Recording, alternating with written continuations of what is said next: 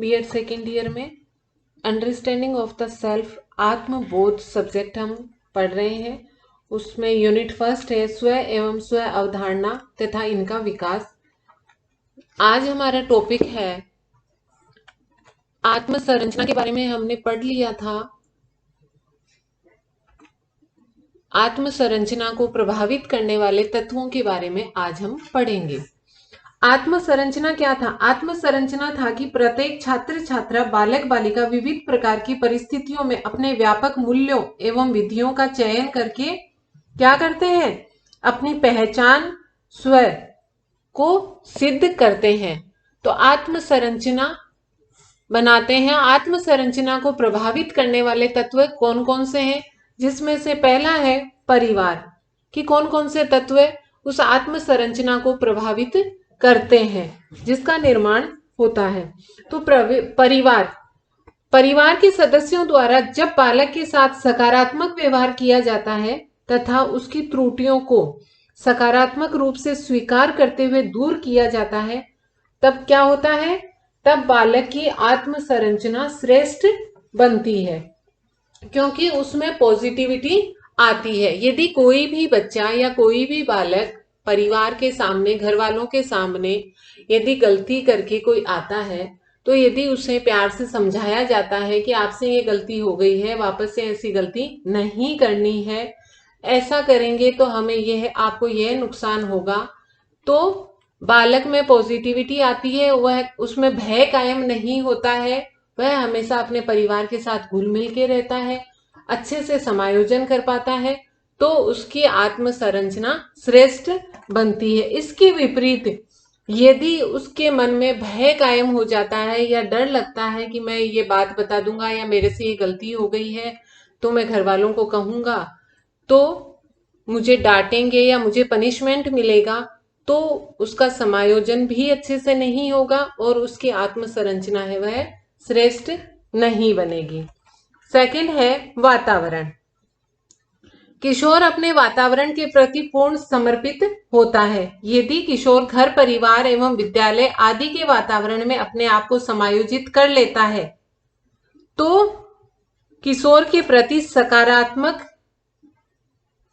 दृश्य होता है, वह अपनी भूमिका से भ्रमित नहीं होता है तथा अपनी भूमिका है वह श्रेष्ठ रूप में संपन्न करते हुए स्वयं को सिद्ध करता है।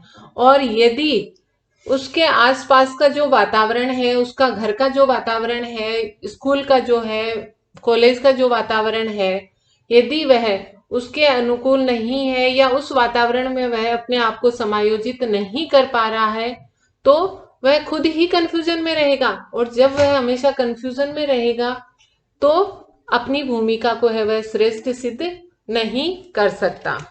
थर्ड है आत्म मूल्यांकन।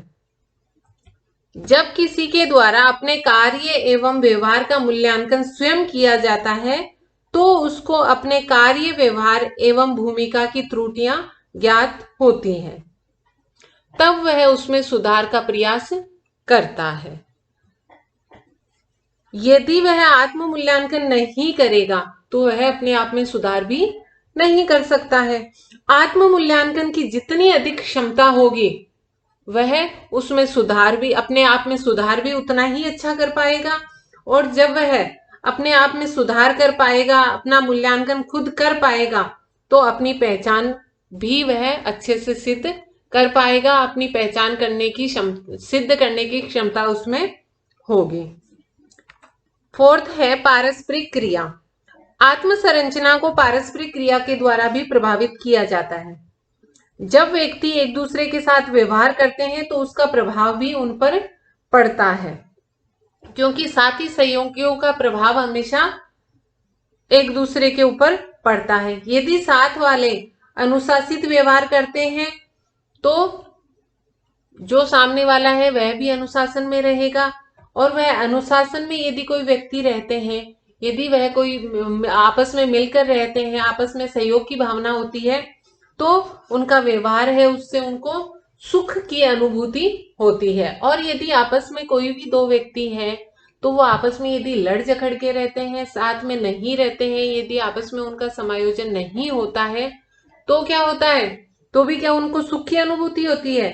नहीं, उनके मन में घृणा, द्वेष ये सब पनपता है और इसके कारण वह अपनी श्रेष्ठ पहचान है वो सिद्ध नहीं कर पाते हैं। तो पारस्परिक क्रिया भी एक इंपॉर्टेंट फैक्ट होता है जिसके द्वारा जिससे उसकी आत्म संरचना है वह प्रभावित होती है। मित्र समूह, किशोरों पर अपने मित्र समूह का सर्वाधिक प्रभाव पड़ता है।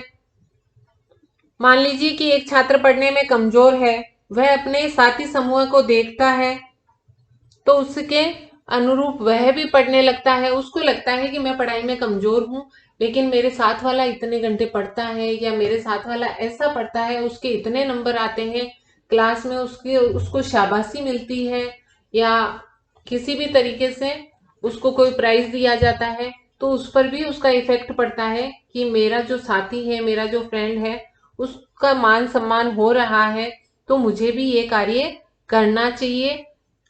तो इसके द्वारा भी किशोर अपनी पहचान है वह अच्छी सिद्ध करता है। माता पिता का व्यवहार, माता पिता से सर्वाधिक सीखता है। किससे सीखता है? घर पे माता पिता से सीखता है, स्कूल में टीचर से सीखता है। सबसे ज्यादा पेरेंट्स के पास जब वह रहता है तो माता पिता से सर्वाधिक सीखने का वह प्रयास करता है। यदि घर में अच्छा वातावरण है, माता पिता से आत्मीय व विश्वासपूर्ण स्थिति में जब वह रहता है तो उनको देखकर, जैसा कि माता पिता का उसके साथ बिहेव है, माता पिता का आपस में कैसा बिहेव है, परिवार के सदस्यों का आपस में कैसे बिहेव है, तो उनको देखकर ही वो सीखता है और वैसा ही बिहेव वो बाहर जाकर करता है। यदि आपस में सबका, घर में यदि सबका आपस में अच्छे से एडजस्टमेंट है, सबका समायोजन है, तो वह बाहर अपनी अच्छी पहचान बनाएगा।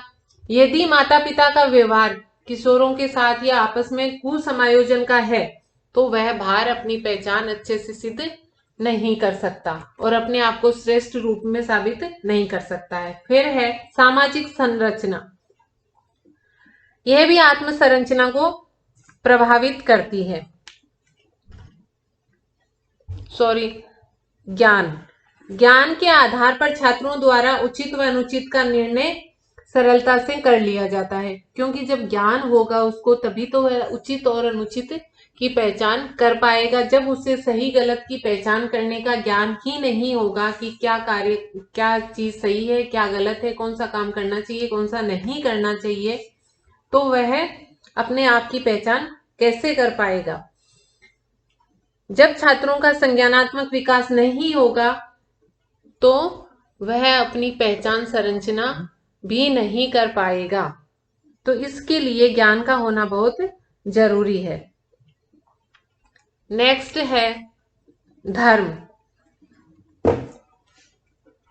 जिस समुदाय में धार्मिक उदारता, सर्वधर्म संभाव की अधिकता होती है, यानी कि धार्मिक उदारता पाई जाती है, सभी धर्मों को समान माना जाता है, किसी के साथ कोई भेदभावपूर्ण स्थिति नहीं होती है, तो उस समाज के छात्र हैं वह अपनी पहचान सिद्ध करने में सफल होते हैं, क्योंकि वहां पर वो ऐसा ही वातावरण देखते हैं।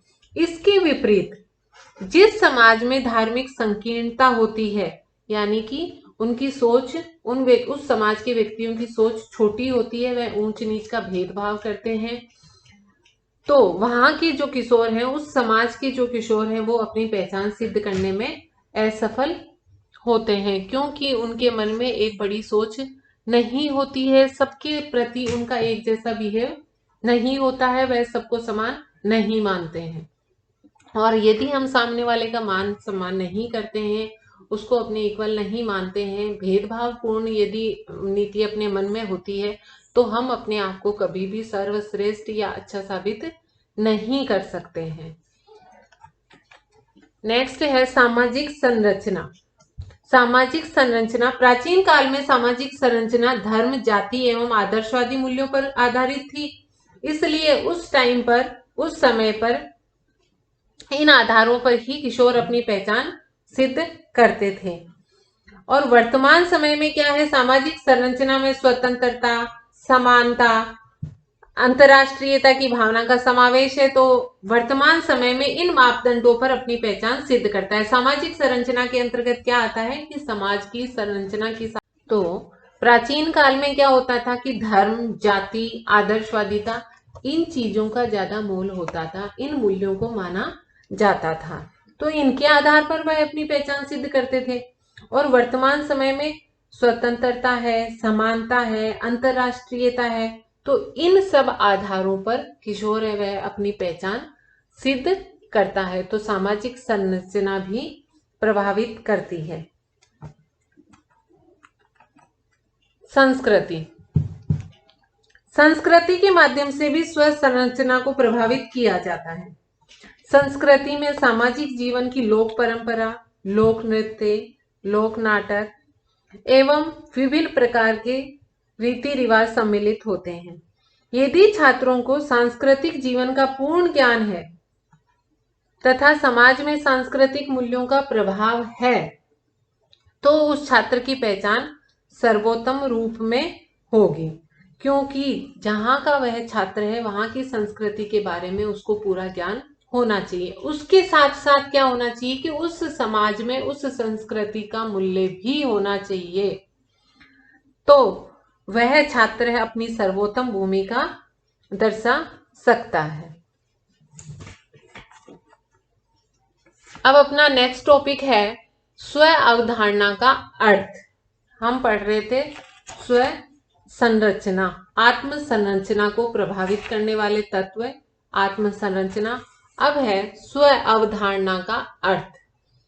स्व अवधारणा का अर्थ व्यक्ति के उन विचारों एवं भाव के स्थायी रूप से होता है जिससे वह आत्म पहचान की प्रक्रिया के माध्यम से प्राप्त करता है। तो स्व अवधारणा क्या होती है कि पहले व्यक्ति अपनी आत्म पहचान करता है, यानी कि खुद को वह पहचानता है, खुद के बारे में एक उसकी सोच होती है कि मैं ये हूं या मैं ऐसा हूं, और फिर उन विचारों को स्थायी रूप देता है, तो वह होता है स्व अवधारणा।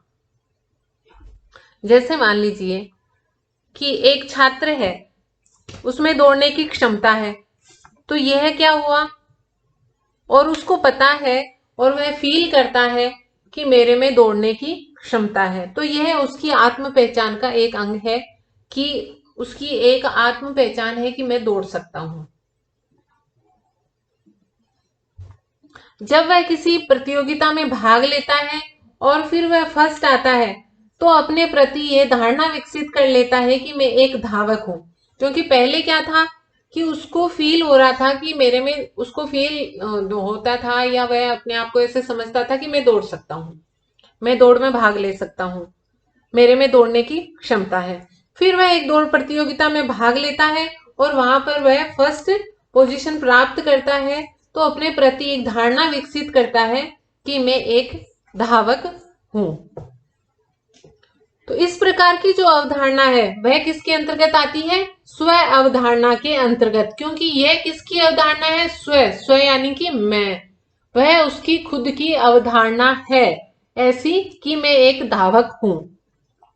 द्वितीय स्थिति में जब एक शिक्षक छात्र को कहता है कि उस छात्र में धावक बनने की योग्यता है, तो यह स्थिति उसकी आत्म पहचान के अंतर्गत आती है, क्योंकि एक सामने वाले ने कहा है, एक शिक्षक ने कहा है कि उसमें धावक बनने की योग्यता है, तो यह स्थिति क्या होगी, उसकी आत्म पहचान होगी, उसकी मतलब एक खुद की पहचान बनी है कि वह एक धावक बन सकता है।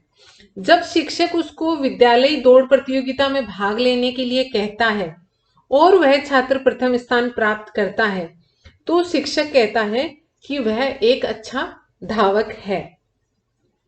तब छात्र भी कहता है कि मैं एक अच्छा धावक हूं, शिक्षक भी कहता है और छात्र भी कहता है। तो इस प्रकार विविध प्रकार की आंतरिक क्रियाएं, स्व अनुभव, वर्तमान के अनुभव, भूत के अनुभव, भविष्य की संभावनाएं, ये इन सब के माध्यम से क्या विकसित होती है, स्व अवधारणा विकसित होती है। क्योंकि देखो पहले एक छात्र का हमने एग्जाम्पल लिया है, तो एक छात्र है, उसको लगता है कि मैं दौड़ सकता हूं, तो मतलब उसकी मन में एक पहचान है, उसकी एक आत्म पहचान है ये कि मैं दौड़ सकता हूं। फिर वह किसी दौड़ में भाग लेता है और फर्स्ट आता है, तो उसके मन में एक धारणा विकसित हो जाती है कि मैं एक धावक हूं। ये किसकी धारणा है? उसकी स्व की अवधारणा है ये। फिर एक टीचर उसको कहता है कि आप में धावक बनने की योग्यता है। वह स्कूल में कंपटीशन में पार्टिसिपेट करता है और फर्स्ट आता है, तो टीचर उसको कहता है कि आप एक अच्छे धावक हो।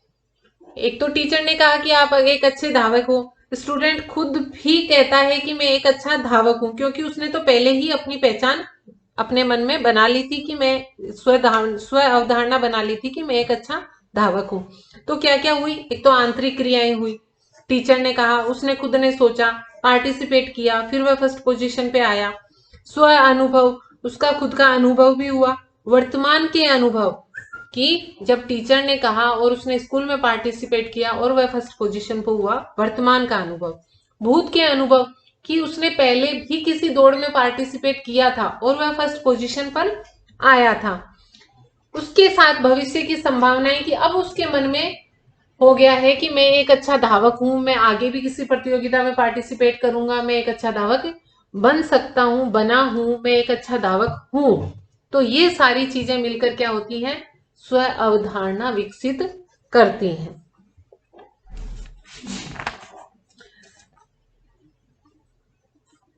स्व अवधारणा की प्रकृति। स्व अवधारणा की प्रकृति कैसी होती है? कौन कौन सी विशेषताएं हैं? उसमें फर्स्ट है आंतरिक व्यवहार की प्रक्रिया। आंतरिक व्यवहार की प्रक्रिया होती है। स्व अवधारणा की प्रक्रिया में अनेक प्रकार के आंतरिक व्यवहारों का संश्लेषण और विश्लेषण होता है, क्योंकि जब एक छात्र स्व अवधारणा का निर्माण करता है तो वह अपने अंतर्गत विभिन्न प्रकार की जो योग्यताएं हैं उनका विश्लेषण और संश्लेषण करके एक निश्चित निष्कर्ष पर पहुंचता है। तो आंतरिक व्यवहार ही हुआ कि उसके अंतर्गत जो भी योग्यताएं हैं वह संश्लेषण विश्लेषण का मतलब है कि कभी प्रैक्टिकल करके देखता है, वह सोचता है, वो प्रैक्टिकली करता है और फिर उसका जो रिजल्ट आता है उसको देखता है। तो आंतरिक व्यवहार की प्रक्रिया स्व अवधारणा के अंतर्गत होती है। सेकंड है निश्चित व्यवहार की प्रक्रिया। स्व अवधारणा की प्रक्रिया के अंतर्गत एक निश्चित निष्कर्ष या व्यवहार पर पहुंचा जाता है, क्योंकि निश्चित निष्कर्ष या व्यवहार पर नहीं पहुंचा जाएगा तो स्व अवधारणा नहीं बनेगी। क्योंकि यदि हम किसी निष्कर्ष पर ही नहीं पहुंचे हैं तो अवधारणा कैसे बनेगी? जब हम किसी निष्कर्ष पर पहुंचेंगे तभी तो एक धारणा का डेवलपमेंट होगा, एक धारणा विकसित होगी कि ये चीज है। एक छात्र बहुत अच्छी बैटिंग करता है, रनिंग करता है, बॉलिंग करता है, तो उससे क्या निश्चित हो जाता है कि यह एक अच्छा क्रिकेट खेल सकता है, क्रिकेट में अच्छा प्रदर्शन करेगा। और छात्र के अंदर क्या डेवलप हो जाएगी? कौन सी धारणा विकसित हो जाएगी? कि वह एक क्रिकेट का अच्छा खिलाड़ी है।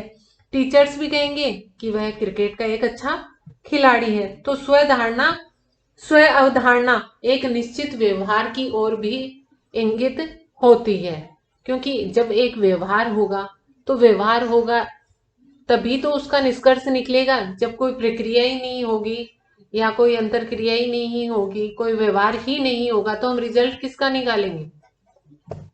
थर्ड है संश्लेषणात्मक प्रक्रिया। स्व अवधारणा का निर्माण विविध प्रकार के तथ्यों के संश्लेषण करने पर होता है। एग्जाम्पल देख लीजिए कि जब एक छात्र सभी सब्जेक्ट में बहुत अच्छे नंबर लेके आता है, जो एक्स्ट्रा एक्टिविटीज होती हैं उसमें भी अपना इंपॉर्टेंट रोल प्ले करता है, तो शिक्षक क्या कहते हैं कि वह छात्र है, वह बहुत प्रतिभाशाली है, वह छात्र है, वह ऑलराउंडर है। उसका मतलब यही होता है कि वह नंबर भी अच्छे लाता है, जो एक्स्ट्रा करिकुलर एक्टिविटीज होती हैं उनमें भी बहुत अच्छे से प्रदर्शन करता है, तो वह बहुत प्रतिभाशाली स्टूडेंट है। तो संश्लेषणात्मक प्रक्रिया भी होती है जिसके द्वारा निष्कर्ष निकलता है या धारणा कायम होती है। फिर है अनुभवों के संकलन की प्रक्रिया। अनुभवों के संकलन की प्रक्रिया के अंतर्गत आता है कि भूतकालीन स्व अवधारणा की प्रक्रिया में भूतकालीन अनुभवों का संकलन करके स्व अवधारणा का निर्माण होता है। जैसे एक छात्र अपने पास्ट में प्रत्येक सब्जेक्ट में सामान्य मार्क्स लाता था तथा सामाजिक गतिविधियों में भी सामान्य प्रदर्शन करता था, तो जैसा कि हमने ऊपर बताया कि बहुत अच्छे नंबर लाता है या अच्छे से वह को करिकुलर एक्टिविटीज में पार्टिसिपेट करता है, तो हम उसको प्रतिभाशाली कह रहे हैं। तो जो सामान्य अंक लाता है या सामान्य अपना प्रदर्शन करता है, तो वह हम कहते हैं कि एक सामान्य छात्र है। इसके साथ साथ वह स्टूडेंट भी अनुभव करता है कि वह एक सामान्य श्रेणी का छात्र है, क्योंकि वह देखता है कि कुछ उससे कमजोर भी हैं और कुछ उससे ज्यादा प्रतिभाशाली भी हैं। इस प्रकार भूतकालीन अनुभवों को संकलित करके स्व अवधारणा का निर्माण किए जाने के कारण इसे भूतकालीन अनुभवों के संकलन की प्रक्रिया मानी जाती है, क्योंकि शुरू से ही उसको इतने ही नंबर मिल रहे हैं, वह सामान्य ही अपना प्रदर्शन कर रहा है। इसका मतलब वह स्टूडेंट भी मानता है कि मैं एक सामान्य स्टूडेंट हूं और टीचर्स भी मानते हैं कि यह एक सामान्य स्टूडेंट है। भविष्य की संभावनाओं की प्रक्रिया। स्व अवधारणा की प्रक्रिया को भविष्य की संभावनाओं के रूप में भी स्वीकारा जाता है। जैसे मान लीजिए कि एक छात्र विभिन्न प्रकार के नेतृत्व संबंधी क्रियाओं को विद्यालय में संपन्न करता है, चुनाव लड़ता है, उसमें वह सफल हो जाता है, तो वर्तमान समय में इसका मतलब सभी व्यक्तियों से उसके अच्छे संपर्क हैं। वर्तमान एवं भूत के अनुभव उसके भविष्य में नेता बनने की संभावना को प्रकट करते हैं, तो उसके मन में अपने प्रति कैसी धारणा हो जाती है? एक नेता के जैसी अवधारणा विकसित हो जाती है। अतः भविष्य की संभावनाएं स्व अवधारणा का निर्माण करती हैं, क्योंकि उसको लगता है कि अभी तो मैं बहुत छोटे छोटे इलेक्शन लड़ रहा हूँ, अभी तो मैंने कॉलेज में इलेक्शन किया है, उसमें मेरे को विजय प्राप्त हो गई है, तो इसका मतलब मैं एक नेता बन सकता हूँ, मेरी लोगों से अच्छी जान पहचान है। ऐसे नेक्स्ट है संज्ञानात्मक सार की प्रक्रिया।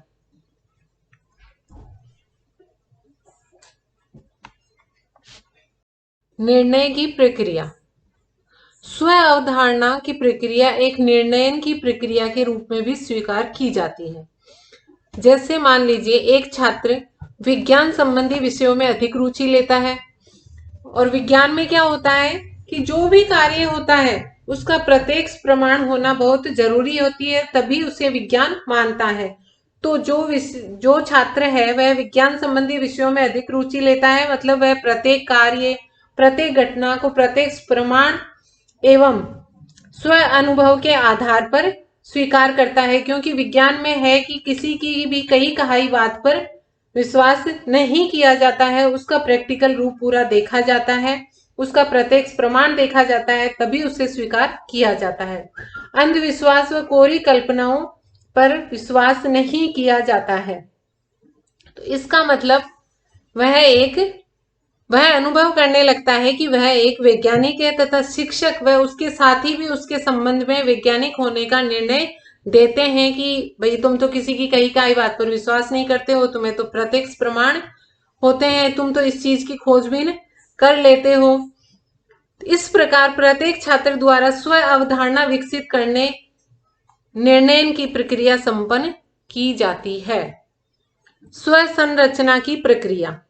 जब छात्र अपने बारे में अनेक प्रकार की स्व अवधारणाओं का निर्माण करता है, तो उसके माध्यम से स्थिर संरचना उसके व्यक्तित्व के बारे में निश्चित हो जाती है। स्व संरचना की प्रक्रिया यानी कि अपनी खुद की संरचना का निर्माण करना।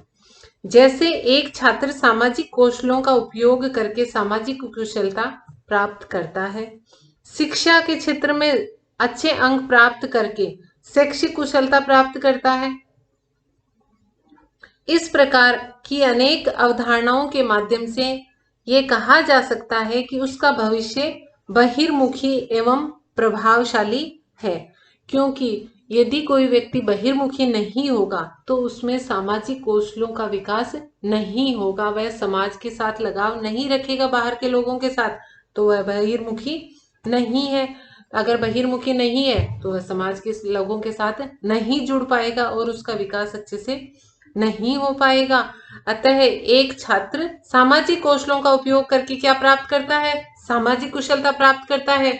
शिक्षा में अच्छी प्राप्ति प्राप्त करके शैक्षिक कुशलता प्राप्त करता है। शैक्षिक कुशलता प्राप्त करता है, प्रभावशाली है, समाज के साथ जुड़ा हुआ है, बहिर्मुखी है, तो वह अपनी स्व संरचना को निश्चित आयाम देता है। स्व मूल्यांकन की प्रक्रिया। स्व अवधारणा की प्रक्रिया को स्व मूल्यांकन की प्रक्रिया के रूप में भी स्वीकार किया जाता है। जैसे एक छात्र के बारे में टीचर्स कहते हैं कि उसमें सामान्य छात्र के गुण विद्यमान हैं, तो वह अपनी योग्यता एवं क्षमता को प्रत्येक क्षेत्र में मूल्यांकित करता है तथा उसके बाद में निष्कर्ष निकालता है कि वह एक सामान्य छात्र है। तो यह है स्व मूल्यांकन की प्रक्रिया कि कोई दूसरे उसके साथी हैं या टीचर्स हैं या कोई भी दूसरे लोग हैं, वह कहते हैं कि भाई तुम एक नॉर्मल या एवरेज स्टूडेंट हो। तो एवरेज स्टूडेंट हो तो वह देखता है कि क्या मैं रियल में एवरेज हूँ। उसके लिए वह क्या करता है, अपनी मार्कशीट उठा के देखेगा कि मेरे को क्या एवरेज नंबर मिले हैं। जो एक्टिविटीज होती हैं, क्या मैं उन सब में एवरेज आया था या आया हूं या आता हूं। मतलब वह अपना स्वयं का मूल्यांकन हर क्षेत्र में करेगा और फिर उसके बाद में वह निष्कर्ष निकालता है कि हाँ, रियल में मैं एक एवरेज स्टूडेंट हूं। संज्ञानात्मक सार की प्रक्रिया।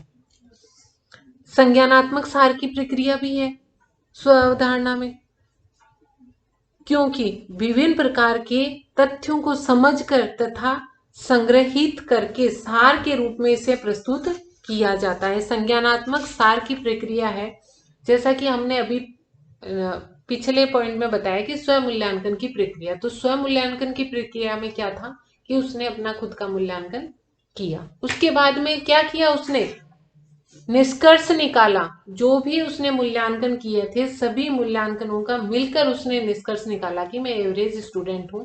तो वो क्या था, संज्ञानात्मक सार की प्रक्रिया थी।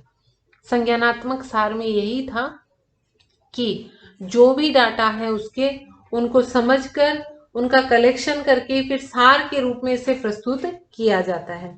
जैसे मान लीजिए एक स्टूडेंट है, निबंध प्रतियोगिता में सर्वोत्तम स्थान प्राप्त करता है, तो उसके लिए क्या होगा, उसमें तर्क होना चाहिए, उसमें चिंतन का गुण होना चाहिए। इसके पश्चात वह अपने विविध अनुभवों से ये जान जाता है कि उसमें तर्क व चिंतन की पर्याप्त योग्यता है।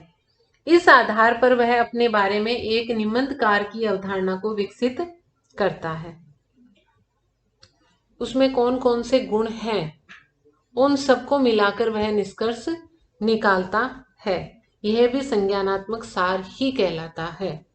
मनोवैज्ञानिक प्रक्रिया। स्व अवधारणा की प्रक्रिया में मनन, चिंतन, तर्क तथा विभिन्न प्रकार की अवधारणाओं का निर्माण एवं सत्यापन का कार्य संपन्न होता है। जैसे एक छात्र अनुभव करता है कि वह दार्शनिक विचारधारा का छात्र है, तो दूसरे साथियों तथा शिक्षकों द्वारा बताया जाता है कि वह दार्शनिक विचारों में अधिक रुचि रखता है। इन सभी तथ्यों का विविध प्रकार के मनोविश्लेषण तथा संश्लेषण करके इन सभी तथ्यों को, कौन से तथ्यों को, कि वह छात्र खुद अनुभव करता है कि वह दार्शनिक विचारधारा का छात्र है। दूसरा तथ्य कि दूसरे स्टूडेंट्स और शिक्षक भी उसको कहते हैं कि वह दार्शनिक विचारधारा में अधिक रुचि रखता है। तो इन सभी तथ्यों का अलग अलग प्रकार से मनोविश्लेषण व संश्लेषण करके इस निष्कर्ष पर पहुंचा जाता है कि वह दार्शनिक है। इस प्रकार स्व अवधारणा को एक मनोवैज्ञानिक प्रक्रिया के रूप में भी स्वीकारा जाता है, क्योंकि स्व अवधारणा में केवल ये नहीं होता है कि उसने खुद ने सोच लिया, उसके अलावा भी कई तरीके से मूल्यांकन किया जाता है, सार निकाला जाता है, अनुभवों का संकलन किया जाता है, संश्लेषण किया जाता है। उनके आधार पर अंत में यह स्व अवधारणा कायम होती है। तो इस प्रकार स्व अवधारणा को एक मनोवैज्ञानिक प्रक्रिया के रूप में भी स्वीकारा जाता है। Thank you. आज के लिए इतना है।